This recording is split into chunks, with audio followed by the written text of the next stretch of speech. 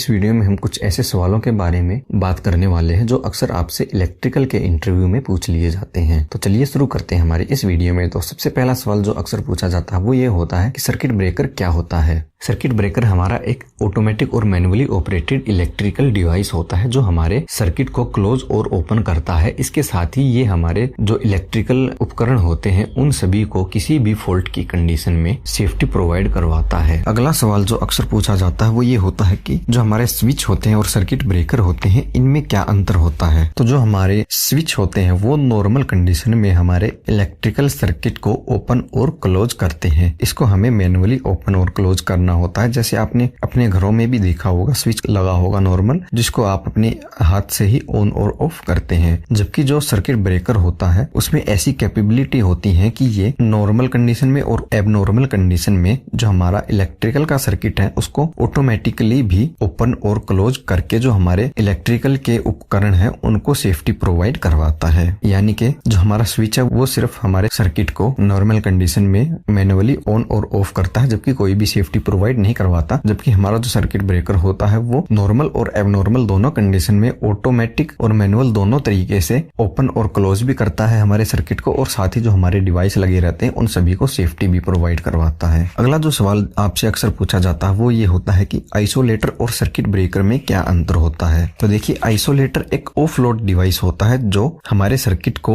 Of load की condition में close और ओपन करता है। यानी हमारे सर्किट पे उस टाइम पे किसी भी प्रकार का कोई भी लोड नहीं हो तो ऐसी कंडीशन में ये आइसोलेटर होता है वो हमारे सर्किट को बंद या फिर चालू करता है। जबकि जो हमारा सर्किट ब्रेकर होता है वो ऑन लोड या ऑफ लोड दोनों ही कंडीशन में हमारे सर्किट को क्लोज और ओपन करता है। यानी हमारा जो सर्किट है उस पर लोड भी होगा तो ऐसी कंडीशन में भी हम अपने सर्किट को क्लोज या फिर ओपन कर सकते हैं। तो जो हमारा आइसोलेटर होता है वो उसको हम तभी ऑपरेट करते हैं जब सर्किट में कोई भी करंट फ्लो नहीं कर रहा हो। और जो हमारा ये आइसोलेटर होता है इसको हम सिर्फ मैनुअली ही ऑपरेट कर सकते हैं। और जो हमारा सर्किट ब्रेकर होता है वो ऑटो और मैनुअली दोनों तरीके से ऑपरेट होता है और ऑन लोड या ऑफ लोड दोनों तरीकों से काम करता है। अगला सवाल जो आपसे अक्सर पूछा जाता है और ये सवाल आपको बहुत ही कंफ्यूज करने वाला भी होता है। तो ये सवाल जो है वो होता है difference between over current and overload, यानी ओवर करंट और ओवरलोड में क्या अंतर होता है। तो सबसे पहले बात करें ओवर करंट की, तो ओवर करंट हमारा किसी भी सर्किट में फ्लो करने वाला एक्सेसिव करंट होता है। मान लीजिए हमारा एक सर्किट है, ये सर्किट 100 एम्पियर का है और इसमें से अगर 110, 120, 150 एम्पियर का करंट फ्लो करने लग जाए तो ये कंडीशन हमारी ओवर करंट की कंडीशन होती है।